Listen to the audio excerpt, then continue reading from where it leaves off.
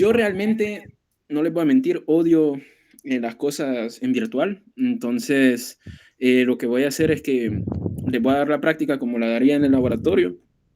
Les voy a explicar los mesones y les voy a explicar un poco más de cada imagen para que ustedes sepan de qué tienen que hablar.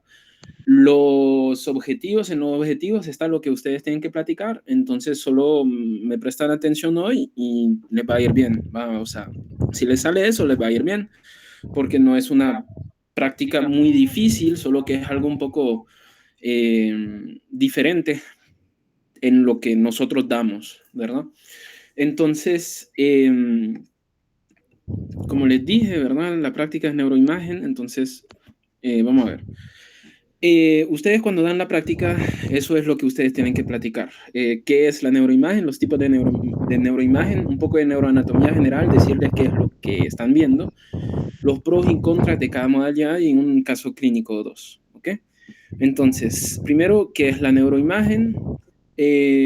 Ustedes vienen y les preguntan a los estudiantes, ¿verdad? ¿Qué pedo? ¿Qué es? Y ellos les van a contestar. Tal vez alguno le diga, una resonancia. Ok, está bien. Tal vez otro venga y diga un ataque. Está bien también. Y ustedes después vienen y les explican, pues la neuroimagen es una manera, ¿verdad? Un método que nosotros tenemos para poder observar todo lo que es tejido nervioso. Entonces, al tejido nervioso nosotros nos referimos a todo lo que es encéfalo, cerebro, pero también a lo que es la médula espinal y los nervios periféricos. No solo la neuroimagen va a ser de la corteza, ¿verdad? La neuroimagen es para todo y incluye la médula espinal. Entonces, ¿para qué nos sirve? Pues nos sirve para diagnosticar y también nos sirve para investigar. El diagnóstico, pues eso es la parte de radiología, ¿verdad? Y la investigación es la parte de neurociencia. Y cada una de las modalidades de neuroimagen que vamos a hablar tiene, o sea, se enfoca más o a una aplicación diagnóstica o a una aplicación investigativa. Entonces, ejemplos en los cuales son necesarios estudios de neuroimagen, por ejemplo, la esclerosis múltiple y todo lo que es estudios de memoria para diagnosticar demencias. Entonces, los tipos de neuroimagen que nosotros platicamos en el laboratorio son estos y son los siguientes. El primero es la TAC, que es la tomografía axial computarizada. Después está la IRM, que es la imagen por resonancia magnética.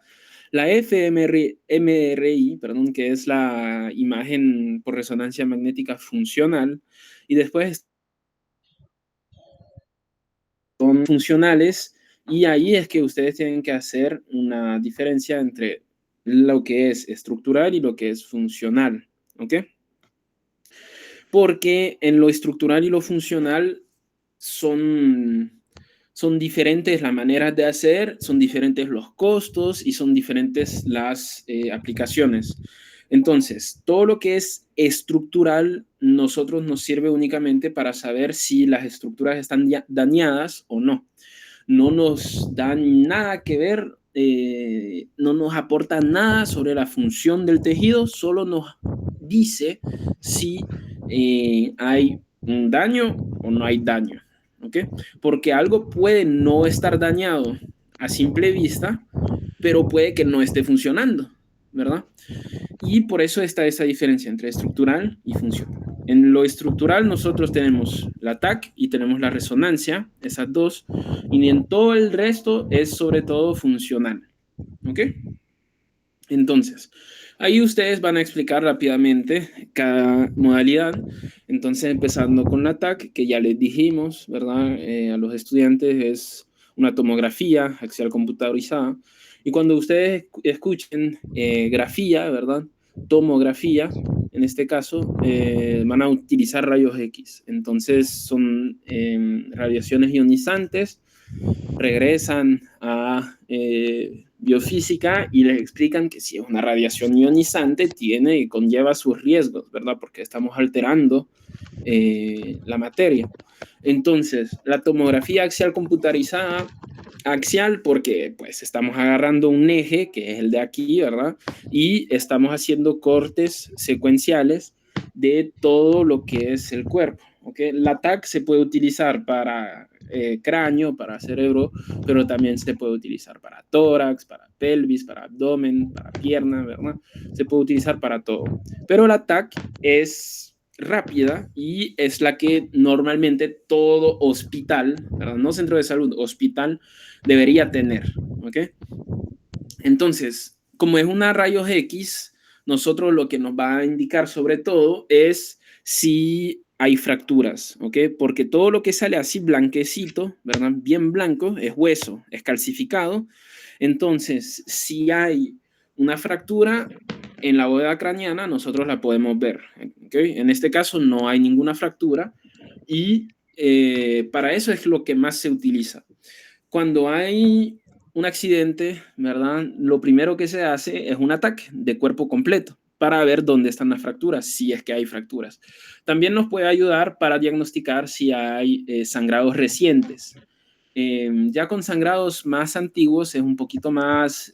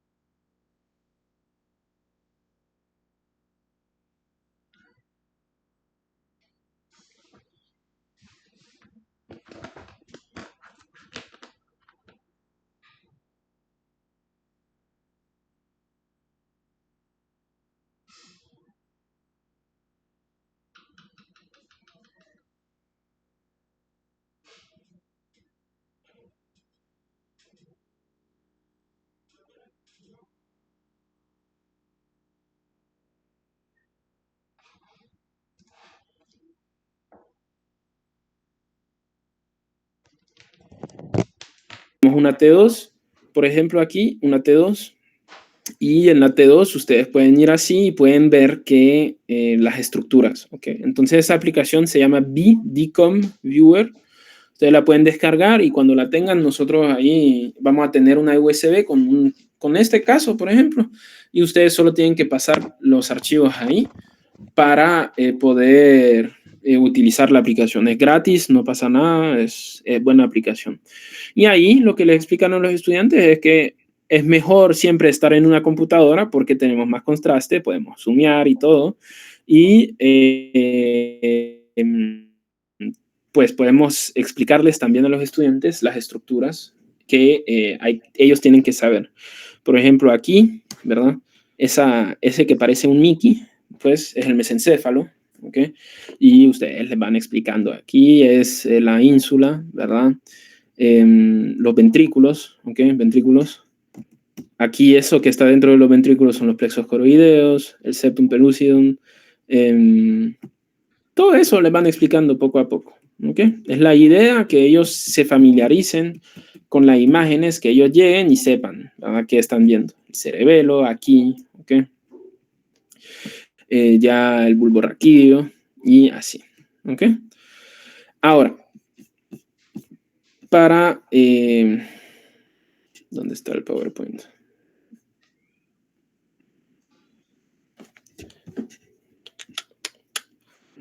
Vamos a ver.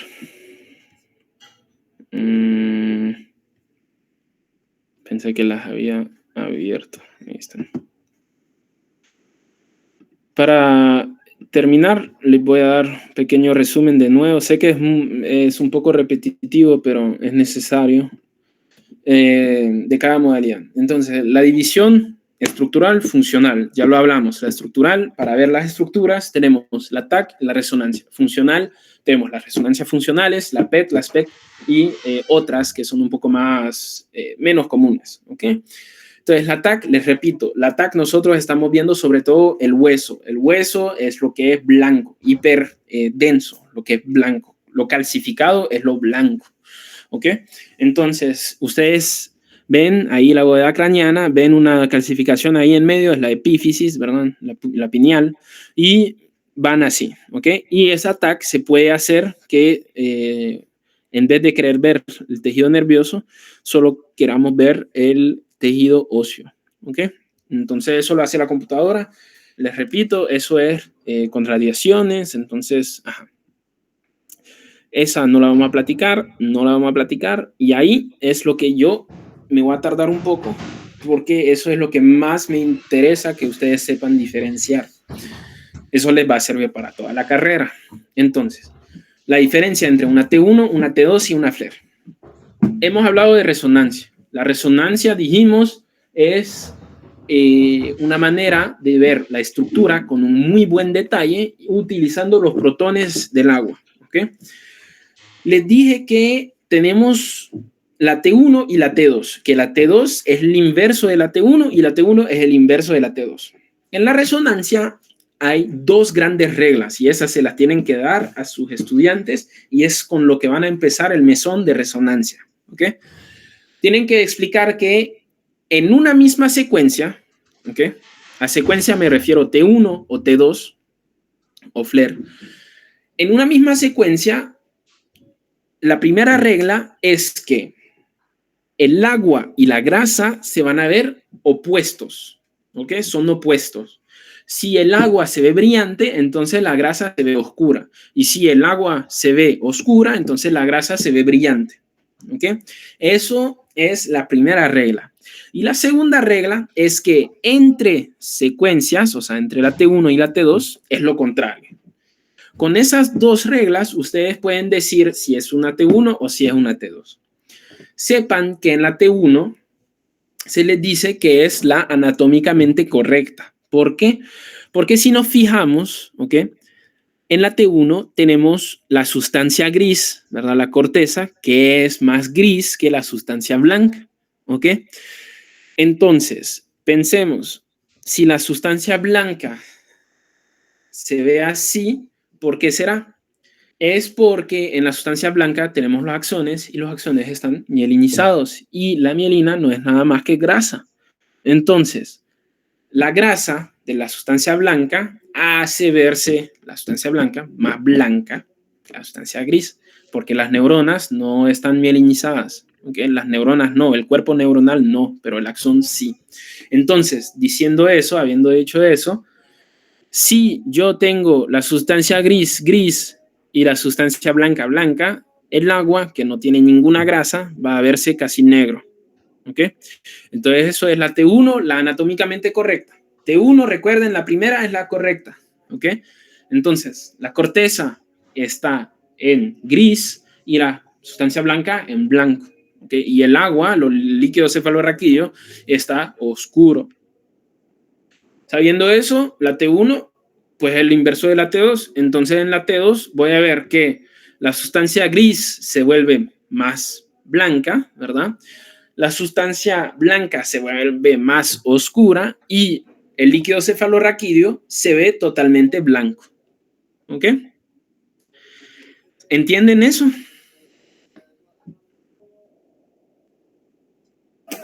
Sí.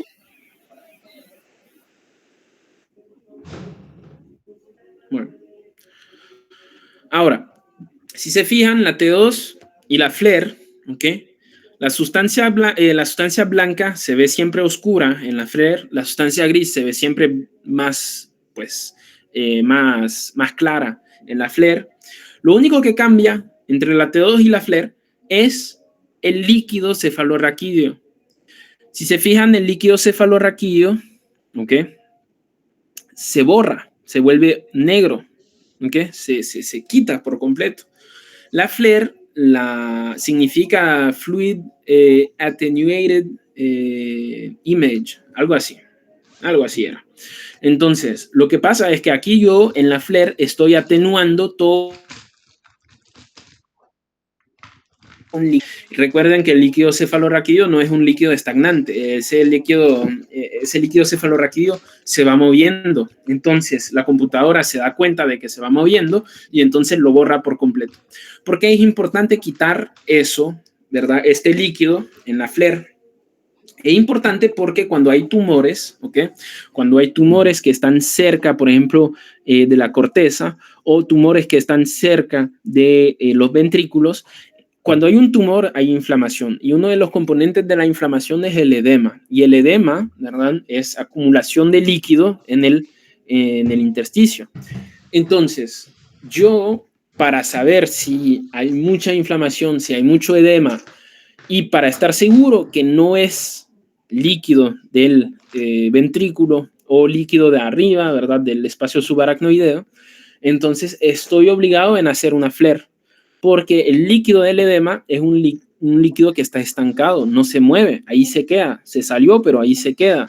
Entonces, si yo tuviera un tumor aquí, ¿verdad? Que está provocándome un edema, ¿ok? Entonces yo vería blanco dentro del parénquima cerebral, ¿ok? ¿Se entiende eso? O sea, se deja porque el líquido como tal está quieto ahí, entonces Está no se quieto. borra. Como no se mueve, entonces la máquina dice, el algoritmo ve que no se mueve, entonces lo deja y no lo borra. Si se estuviera moviendo, entonces lo borra, pero como no se mueve, ahí se queda. ¿Ok? Eso es lo más importante que ustedes les explican a los niños, a los estudiantes, perdón. T1, T2 y FLAIR, la diferencia. T1 es lo contrario de T2 y T2 es lo contrario de T1 y la FLAIR es una T2, pero quitando todo lo que es la señal de los líquidos que se están moviendo y en este caso es el líquido cefalorraquídeo, que sea en el espacio subaracnoideo o que sea en los ventrículos. ¿Ok? Bueno. Ahora,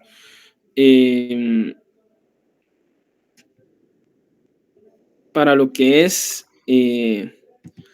la tractografía, para que la puedan explicar. Ahí me voy a meter un poco tal vez un poco más complicado, pero es importante que lo puedan, al menos ustedes, entenderlo para después explicarlo más sencillamente a los estudiantes. La tractografía y la imagen por tensor de difusión. Entonces, la imagen por tensor de difusión tienen que tener en cuenta que es una resonancia, ¿ok? Si es una resonancia, entonces nos estamos basando en los protones del agua, ¿ok? Siempre lo mismo. Y hay una cosa que es interesante en la física, es que los átomos, ¿verdad? Los protones y todo eso, el agua, eh, cuando no están sometidos a un campo magnético o a lo que sea, se mueven al azar completamente. Y eso se llama el movimiento browniano, ¿ok? Entonces están viendo ahí que todas esos puntitos se pueden imaginar que son moléculas de agua y se están moviendo así al azar, ¿ok? En un movimiento browniano. Eso es normal y eso es cuando no está bajo ningún campo magnético. O sea, yo, por ejemplo, ahorita, ustedes, ahorita, todas nuestras partículas de agua, nuestras moléculas de agua, la difusión, ¿ok? La difusión, ustedes saben que nuestras células, ¿verdad? Nuestras células tienen una membrana celular y esa membrana celular es una bicapa fosfolipídica, bla, bla, bla. Y eso permite o no que pasen las cosas. En el caso de la membrana celular, sí permite un cierto paso del agua, no mucho, pero sí lo permite. Pero, ¿qué pasa con los axones? Los axones están completamente envueltos por la mielina y la mielina son lípidos y esas capas de mielina impiden que el agua salga del axolema, que el axolema, recuerden, es el citoplasma del axón, ¿ok? Entonces el agua que está dentro del axolema no puede salirse, está restringido, ¿verdad? A el grosor y la longitud del axón, ¿ok? No hay difusión ahí. La isotropía es qué tanto se mueve una partícula de agua, una molécula de agua, qué tanto se mueve en las tres dimensiones. ¿Okay? Si es isotrópica, entonces significa que se puede mover libremente en cualquier dimensión. Si es anisotrópica, significa que está restringida en, por algo. Por algo. El agua que está en el intersticio tiene una distribución que es isotrópica, porque es agua que está libre, ¿ok? Se puede mover tanto para arriba, para abajo, para adelante, para detrás, ¿ok? No le importa, se puede mover porque no está restringida.